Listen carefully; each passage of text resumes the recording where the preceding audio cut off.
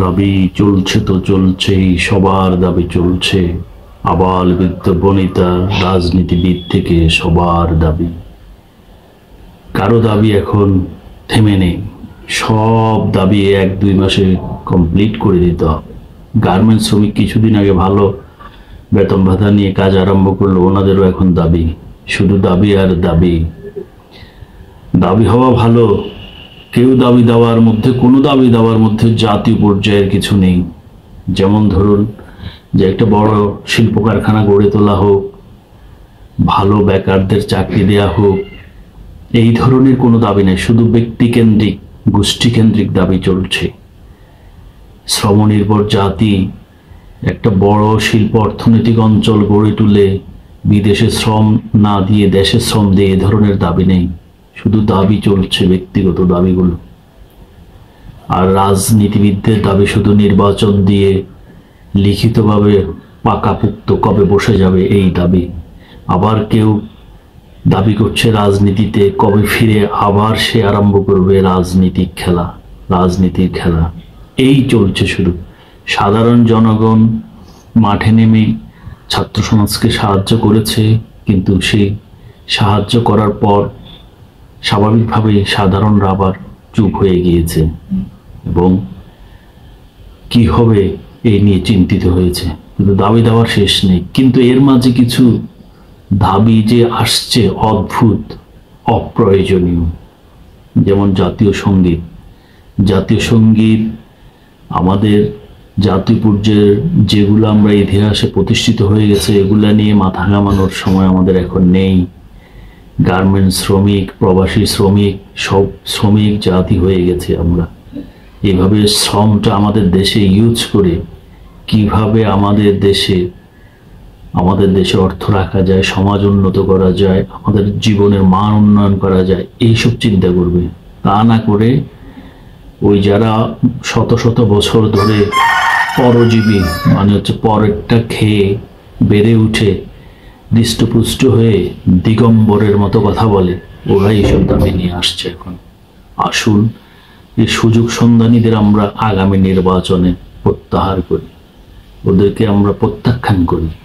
এই সুযোগ সন্ধানীরা আগামী নির্বাচনে ঢুঁ দিবে, কিন্তু আমাদের রাজনৈতিক দলগুলো যতই খারাপ হোক, ওই রাজনৈতিক দলগুলোকেই, ও দলগুলোর মাঝে যারা ভালো আছে ওদেরকে ভোট দিয়ে নির্বাচিত করে নিয়ে আসতে হবে।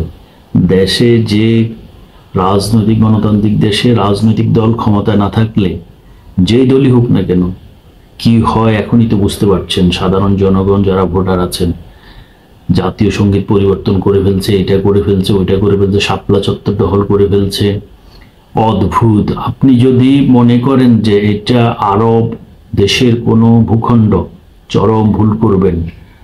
আমরা হয়ে যাব একটা ভিক্ষুকের জাতি হিসেবে আমরা পরিচিত হয়ে যাব। তাই আসুন এসব মাথা থেকে প্রত্যাহার করে অর্থনৈতিক উন্নয়ন সাধন করেন। ধর্ম যার যার আছে, যে যে সম্প্রদায়, তার সে সম্প্রদায়ের মধ্যে ধর্মকে প্রতিষ্ঠিত করুন।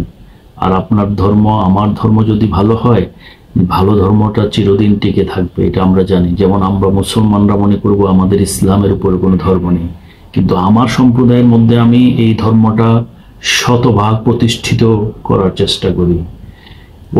অন্যকে দিবেন না সারা বিশ্বে, তাহলে আপনাকে এক ঘরে করে ফেলা হবে। তখন আপনি কি করবেন? আপনার সন্তানরা যে সারা বিশ্বে ছড়িয়ে আছে। তাই জাতীয় আজকে আমাদের মূল উদ্দেশ্য হওয়া উচিত যে অর্থনৈতিক স্বাধীনতা, অর্থনৈতিক মুক্তি, গণতান্ত্রিক স্বাধীনতা। এইসব অতীতের পড়া বস্তা পচা জিনিস নিয়ে যারা ইস্যু করছে, ওরা সুযোগ সন্ধানী। এখন আপনার রাজাকাররাও নেমে পড়েছে মাঠে, তারপরে ধর্ম ব্যবসায়ীরা নেমে পড়েছে, অবৈধ ব্যবসায়ীরা নেমে পড়েছে, বিভিন্ন কায়দায় বিভিন্ন জন এখন ফোন দিয়ে আসছে, ফাঁদ পাচ্ছে। তাই সাধারণ ভোটার যারা আছেন অতি শীঘ্রই নির্বাচনের দাবি করে নির্বাচনে ভোট দিয়ে গণতান্ত্রিক রাষ্ট্রে একটা রাজনৈতিক দল নিয়ে আসুন।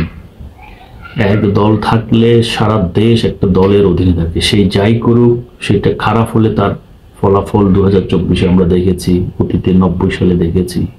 তাই আমাদের সবারই দাবি হোক সুন্দর গণতান্ত্রিক অর্থনৈতিক উন্নয়নশীল একটা দেশ। ধর্ম থাকবে, ধর্মীয় সম্প্রদায়গুলোর মধ্যে কোনো জাতীয় পর্যায়ে কোনো ধর্মকে নিয়ে আসলেই হবে মহামারী আকার ধারণ করবে।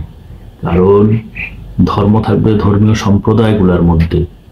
ধর্মভিত্তিক রাষ্ট্র যে দেশে রয়েছে, যেমন আরব দেশগুলোতে, সেখানে শতভাগ ধর্মীয় রাষ্ট্র কায়েম হতে পারে।